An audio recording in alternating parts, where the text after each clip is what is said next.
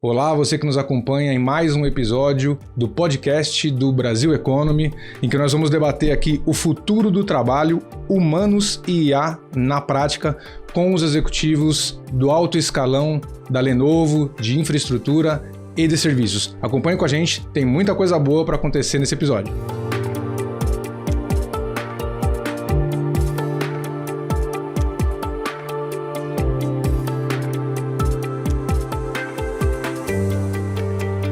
E o nosso entrevistado agora é Valério Mateus, diretor-geral de Soluções e Serviços da Lenovo para a América Latina. Valério, obrigado pela sua entrevista, pela sua presença.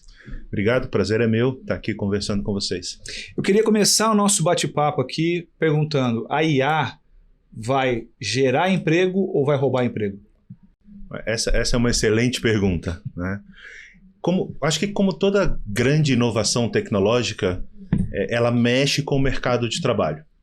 E eu diria que o caso da AI, ela tem um lado que a gente pode ver como extremamente positivo e tem um lado que é desafiador.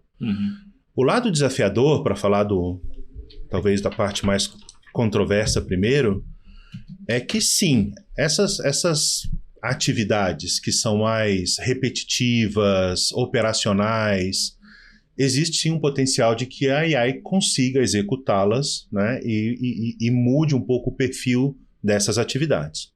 Por outro lado, a AI tem aberto um monte de novas oportunidades de trabalho. Sim. Há 2 anos atrás, ninguém ouvia falar de engenheiro de prompt, ninguém ouvia falar de especialista em ética de AI, né? Ninguém falava de vibe coding, que é o cara que é desenvolvedor. Hoje ele não codifica mais sozinho, ele codifica junto com a AI. Então, essa interação com a AI e dominar o mundo da AI é uma série de novas oportunidades. Então, a gente tem que qualificar bem essa pergunta, né, do que ela efetivamente substitui e o que ela gera de novas oportunidades. Eu acho que tem os dois lados, mas as oportunidades que ela gera são muito maiores do que o que ela efetivamente vai substituir. Sim. Como qualquer outra grande inovação de mercado. A gente viu isso acontecer em outros momentos também. Sim, eu me lembro que quando surgiu a internet, Exato. A grande dúvida, a grande preocupação era se a internet ia desempregar as pessoas, né? Nos anos 80, eu me lembro que quando eu visitava as redações, eu sou filho de jornalista e eu passava muito tempo com meu pai na redação, e na época era máquina de escrever. E quando os jornais começaram a digitalizar, a implementar computadores, a grande preocupação, o medo era, vai desempregar. Sim. Porque agora a produtividade vai crescer, né? Então, exatamente. Acho que o medo agora é parecido. É um medo parecido, mas se você olhar, e a gente tem isso no estudo do CIO Playbook que a gente vai abordar, um dos grandes roadblocks, vou chamar assim, ou dos grandes problemas, né, para não usar um termo em inglês, de adoção da inteligência artificial é justamente a falta de mão de obra capacitada. Seja em tecnologia, seja em quem efetivamente vai usar essa tecnologia depois. Porque a inteligência artificial, ela permeia o processo da empresa. Sim. Então, você tem que interagir com ela como usuário, como parte do processo.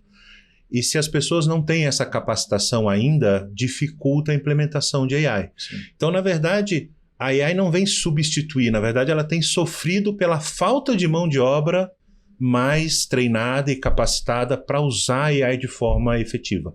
E, inclusive, essas empresas, o que elas têm buscado hoje com o uso de inteligência artificial é justamente aumentar a produtividade dos funcionários, não é substituí-los, né? Sim.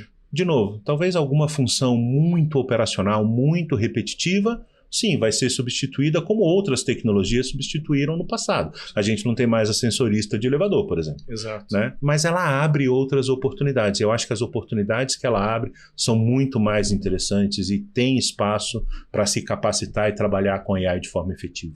Valério, vocês na Lenovo fizeram um estudo, o CIO Playbook. Exato. Fala um pouquinho do que tem de mais destaque nesse estudo. O que vocês identificaram como mais chamativo dessa pesquisa que vocês realizaram? Eu vou salientar 2 ou 3 pontos. Tá? Uma coisa muito interessante é que ele mostra que a maioria das empresas, se eu não estou enganado, 64%, 68% das empresas na América Latina, um estudo focado na América Latina, elas já adotam AI de alguma forma no seu processo de trabalho. É uma adoção relativamente alta.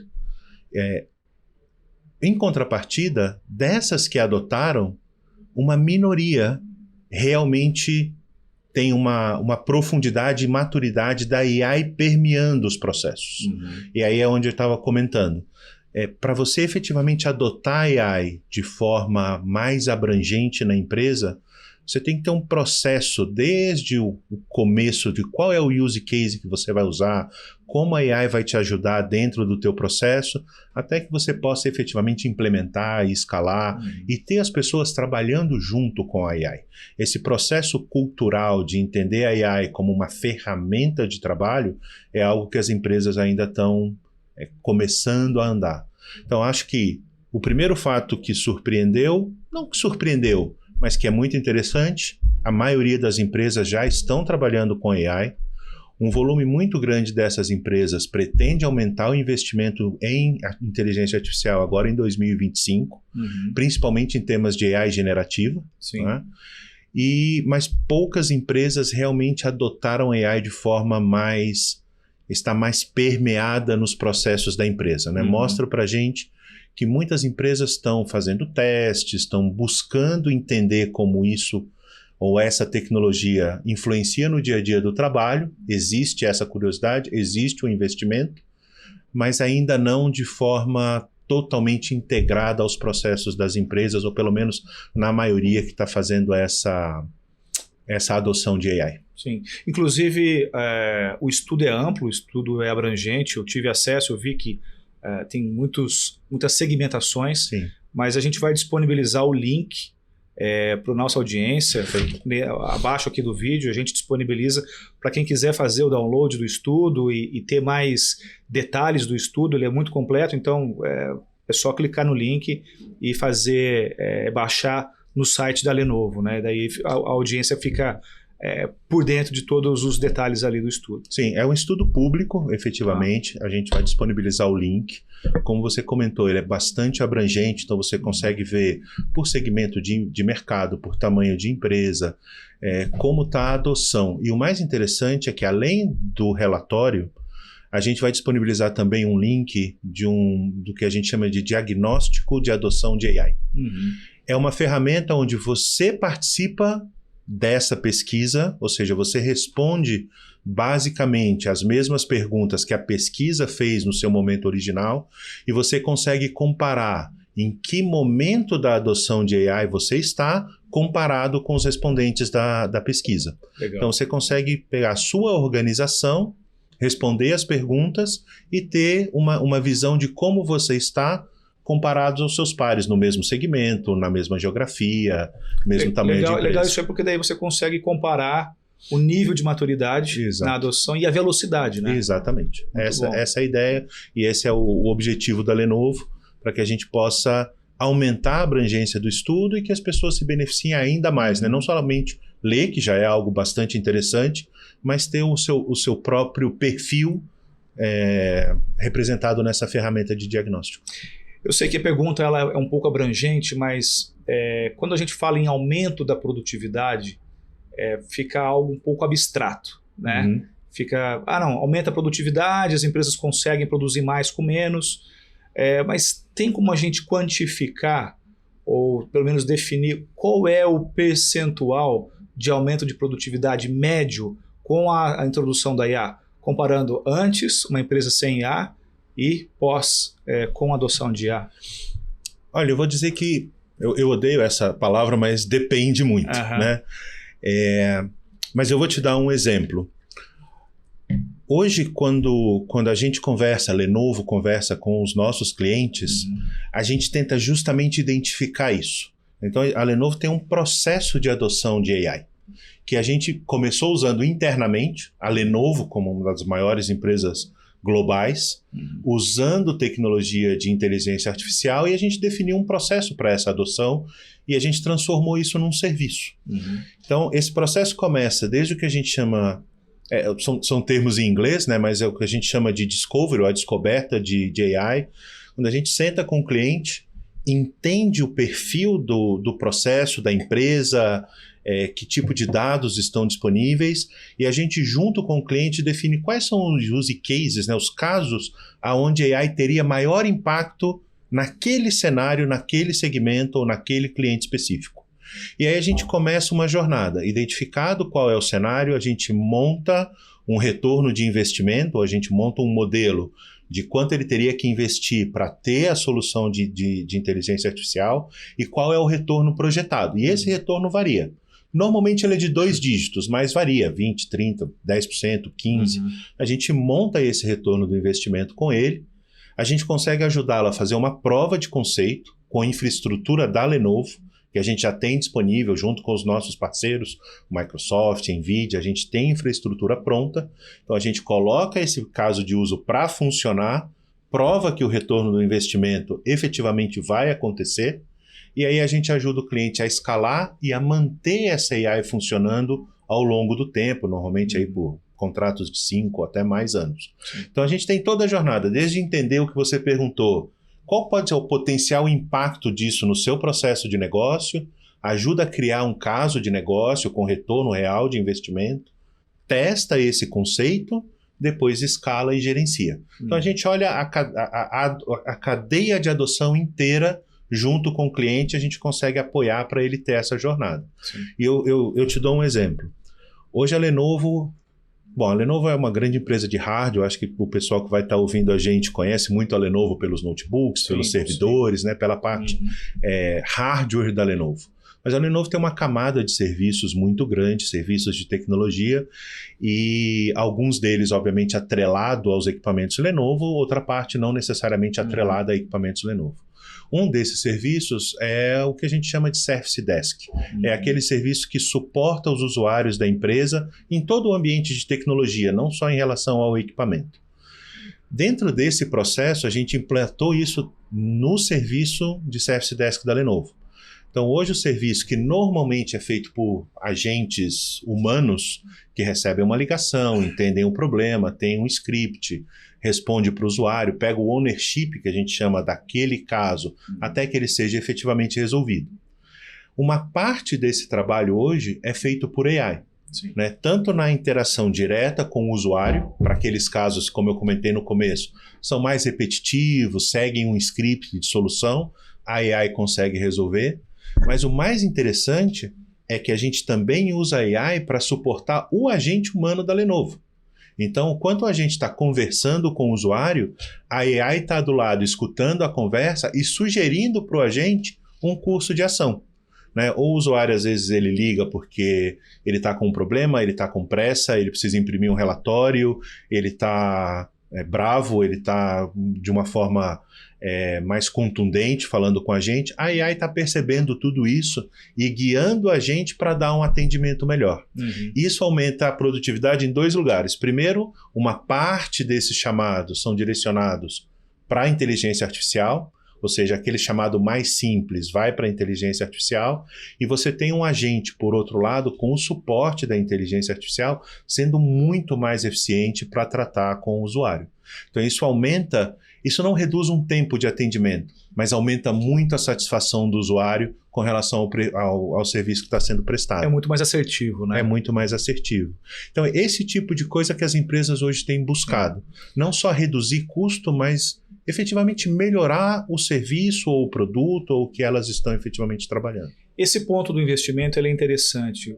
Conversando com as empresas, muitas vezes a gente percebe uma dúvida em relação a como funciona, claro, para onde vai a IA, mas do ponto de vista do pequeno empresário e do médio empresário, uma dúvida muito recorrente é o custo. Essa customização da IA para cada demanda também é proporcional ao custo de investimento desse pequeno empresário ou do médio empresário para adotar a IA na sua empresa? Eu acho que existe espaço para todos os tipos de solução de AI, desde aquela pequena empresa, né, o que a gente chama de pequenos negócios, até uma grande corporação. É lógico que se você for para uma corporação gigante, onde a gente tem soluções de AI com high performance computing rodando em milhares de servidores ao mesmo tempo, isso é mais para grandes empresas e tem um objetivo específico. Sim. Mas a pequena empresa também tem um espaço para fazer coisas desse tipo, automatizar uma parte do seu atendimento, suportar os funcionários da empresa em pontos específicos do processo para serem mais efetivos. Hoje, quando a gente faz esse trabalho de conversar com os clientes, entender que caso de uso é interessante para ele, a gente leva tudo isso em consideração. O que ele vai ter que investir e qual que é o resultado que ele vai ter. E nisso do que ele vai ter que investir, obviamente, a capacidade de investimento que ele tem. Então, a Lenovo hoje ela tem um ecossistema, né, de parceiros de tecnologia que tem soluções de AI já implementadas. Então, a gente lança a mão desse, vou dizer, pool de soluções para entender qual tem um fit para aquele cliente específico. E ele pode partir tanto de um investimento menor, né, para poder implementar uma primeiro use case de AI, já melhora bastante o processo produtivo dele ou o processo da empresa. Agora, mais interessante é que hoje eu vejo muitas empresas buscarem esse investimento de AI como um CAPEX. Você precisa de capacidade de processamento e tudo mais. A Lenovo tem um modelo as a service. Então, parte dessa jornada é entender qual é o benefício que isso traz mensalmente, e você consegue pagar a infraestrutura que roda essa solução também mensalmente, de acordo com o que você vai utilizando. Ou seja, ele se paga. Ele se paga sozinho e você paga a infraestrutura pelo quanto você usa da infraestrutura. Sim. Então a gente dimensiona isso para o cliente, ele começa a usar a AI, o quanto ele consome dessa infraestrutura é o quanto que ele paga por mês. Se ele consome mais, paga mais, consome menos, paga menos. Isso facilita muito essa conta de retorno do investimento, porque ele não precisa colocar muito na frente. Sim. Ele pode montar esse fluxo à medida que a AI vai trazendo os benefícios que ele espera também. Não precisa vender o carro nem apartamento para colocar a IA. Definitivamente não. Vai pagando, né? Ele vai pagando à medida que ele vai usando. Ô Valério, dentro desses casos de uso, né, desses use cases que vocês estão agora implementando, quais são os mais, digamos, que têm apresentado maior retorno? Eu sei que o agronegócio, a Lenovo está entrando forte, eu sei que na saúde também, alguns setores importantes como o telecom. Eu queria que você me dissesse, dentro desses casos de uso, qual é aquele que mais tem chamado a atenção do ponto de retorno do investimento da tecnologia? Eu vou colocar o conceito de retorno do investimento, porque às vezes o retorno do investimento não é só financeiro. Sim. Né? A gente tem um caso muito interessante com o Incor aqui no Brasil, onde a gente desenvolveu em conjunto com eles uma solução baseada em inteligência artificial de monitoramento cardíaco. É um monitoramento de fibrilação atrial. Eu não sou um experto nesse assunto, Sim. mas a gente fez justamente essa jornada. Qual é o problema de negócio que a gente quis resolver? O Incor, depois que ele faz uma intervenção cirúrgica, o paciente precisa ficar bastante tempo dentro do Incor monitorado, né, porque obviamente é algo bastante intrusivo. Eles fazem um acompanhamento em tempo real ali, né? Em tempo real, dentro do hospital. Só que isso também ocupa o leito do hospital e diminui a capacidade de você estar tratando o próximo paciente. Sim. Então, o que a gente desenvolveu junto com o Incor?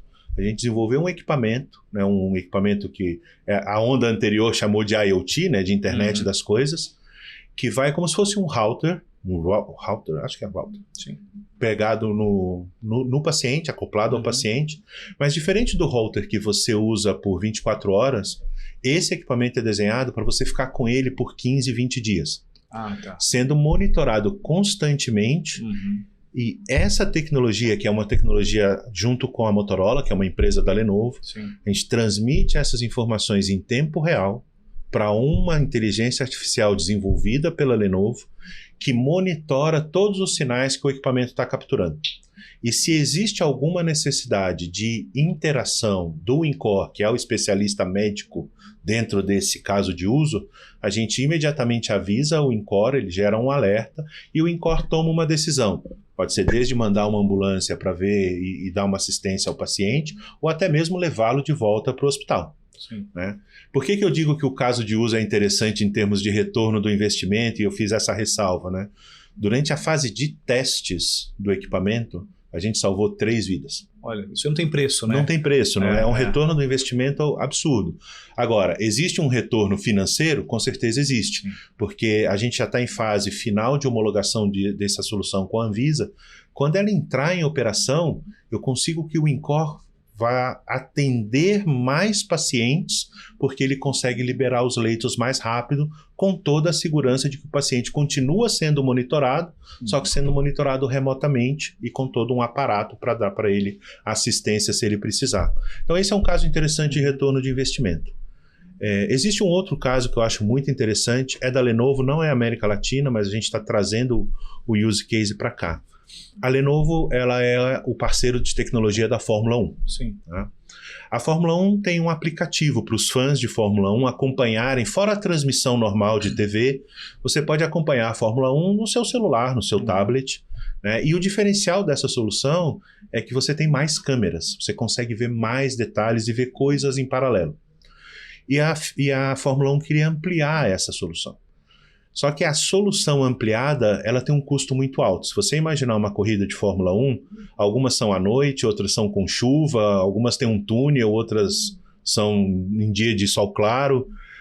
Ajustar essas imagens, né, para quem gosta de fotografia, imagem, se ajustar a exposição, ajustar o nível de branco, todos esses parâmetros, a FIA tem um conjunto de engenheiros de vídeo que vão a cada um dos circuitos e eles ajustam isso em tempo real. Para que se começa a ficar nublado, ele ajusta, para que a qualidade seja boa. Só que você amplia isso para 200 câmeras, você já não consegue fazer isso em tempo real. Exato.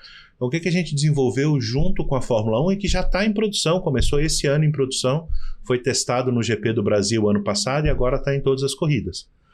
A gente pegou esse conhecimento dos engenheiros de vídeo da Fórmula 1 e trouxe para uma inteligência artificial, que analisa as imagens geradas por essas 200 câmeras em tempo real e faz o ajuste.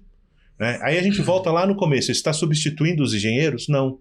Os engenheiros eles seguem fazendo todo o ajuste do broadcast de TV, porque é um ajuste mais refinado e precisa de um olhar humano, e a inteligência artificial faz os ajustes das câmeras dos aplicativos. E esse conhecimento dos engenheiros ele é constantemente utilizado para aprimorar a inteligência artificial. A gente pegou o conhecimento deles, ampliou e possibilitou para a Fórmula 1 ampliar essa qualidade do serviço que ele presta via o aplicativo para os clientes finais. Né? Que, bom, todo mundo que gosta de Fórmula 1. Ou seja, a IA é um complemento, né, para aumentar a produtividade, a qualidade e a entrega, né? Exatamente. Muito bom. Nesse caso, eles não precisaram aumentar o time de engenheiros, mas conseguiram melhorar na ponta a experiência de quem usa o aplicativo. Só um ponto interessante. Essa tecnologia que vocês desenvolveram em parceria com o InCor, tem um nome? Chama Trada. Trada. Não vou lembrar exatamente qual que é o... Não, é só para a gente ter o nome, porque é o seguinte, a minha dúvida é, seria possível escalar, porque hoje vocês têm uma parceria ainda no início, mas sim, seria possível escalar essa tecnologia para uma proporção tipo do SUS? A gente está trabalhando justamente nisso. A tecnologia em si ela é escalável automaticamente. Né? É uma infraestrutura de processamento. Sim. Você põe mais capacidade de processamento, ela é capaz de fazer. Ela precisa passar pelo crivo final da Anvisa. A gente está em fase final aí de aprovação. Mas sim, é possível escalar. Obviamente você precisa rever processos, não é só a tecnologia per se, mas a tecnologia sim ela é perfeitamente escalável. Inclusive a gente está olhando já como levar isso para outros países.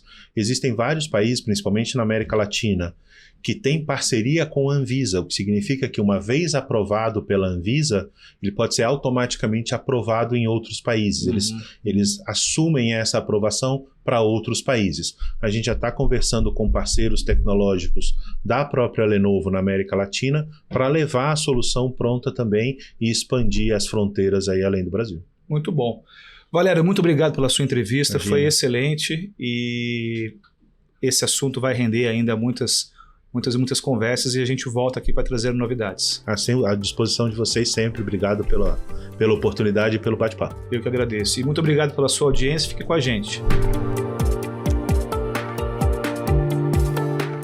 E assim nós vamos encerrando os 3 episódios em que falamos de IA, falamos de tecnologia, falamos de cloud computing, falamos de muitas coisas que têm avançado no Brasil e no mundo, sempre com os executivos da Lenovo nos amparando, nos trazendo informações e conteúdos relevantes e de qualidade. Nos podcasts do Brasil Economy é assim, a informação de qualidade é conteúdo relevante. Obrigado.